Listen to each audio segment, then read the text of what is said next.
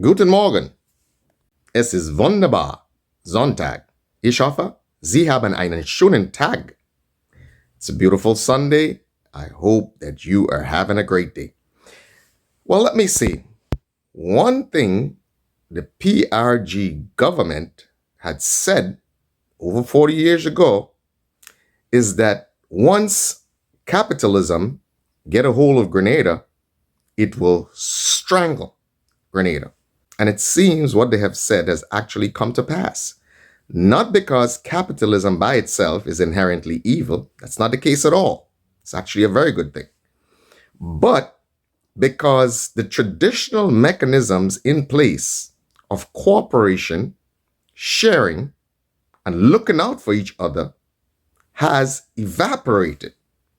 So what you've seen, because of the rise of capitalism and access to more opportunities, you've seen a transition from the traditional bourgeoisie or petite bourgeoisie from the 60s and the 70s, as they would have called them, to the rise of a new petite bourgeoisie. And I call them the intellectual petite bourgeoisie. And in some respects, they're a little more dangerous, so to speak, than the traditional petite bourgeoisie, because the intellectual petite bourgeoisie, on top of their little capital, are arrogant. They're arrogant. And that is a dangerous element in the intellectual petty bourgeoisie.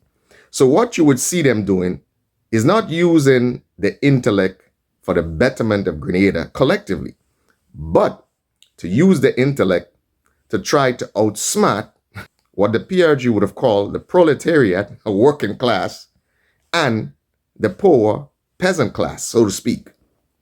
And that is exactly what is happening. That is exactly what is happening.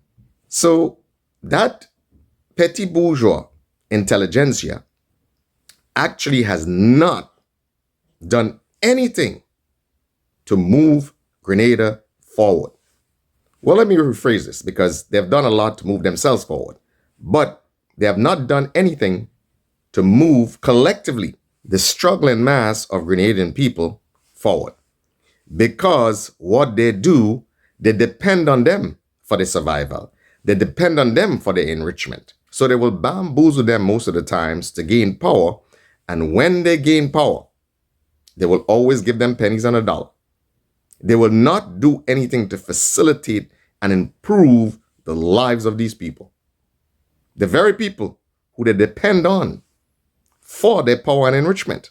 But you see, it goes to show that they ain't as smart as they think they are, because their survival depends on these people. So they don't realize if these people don't do well, guess what's going to happen after a period of time? Guess what's going to happen?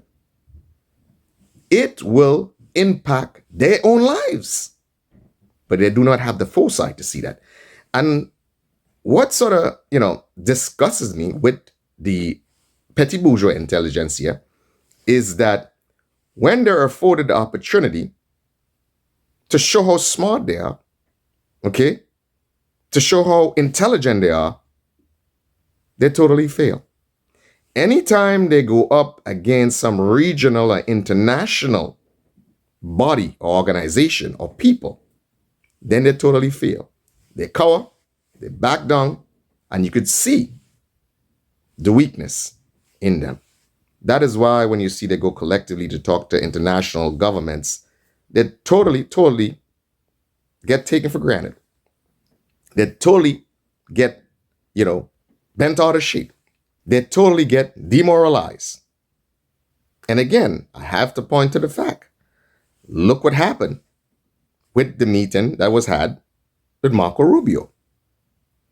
And I'm not pointing to one person in particular, because this is not about one person. It's a collective effort.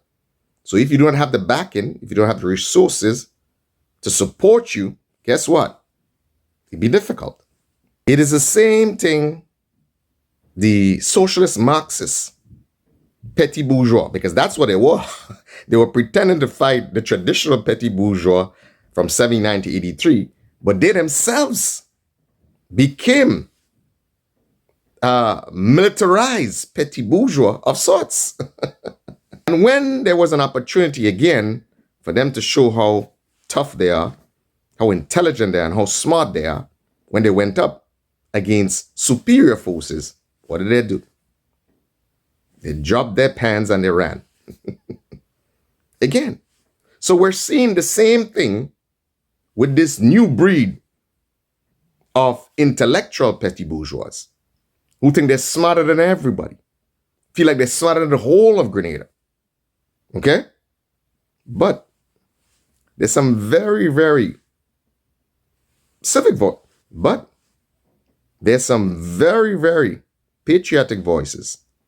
People who truly love Grenada, who are looking at them, and whose goal is to hold them accountable and to unmask the things that they're doing to the regular Grenadian man and woman.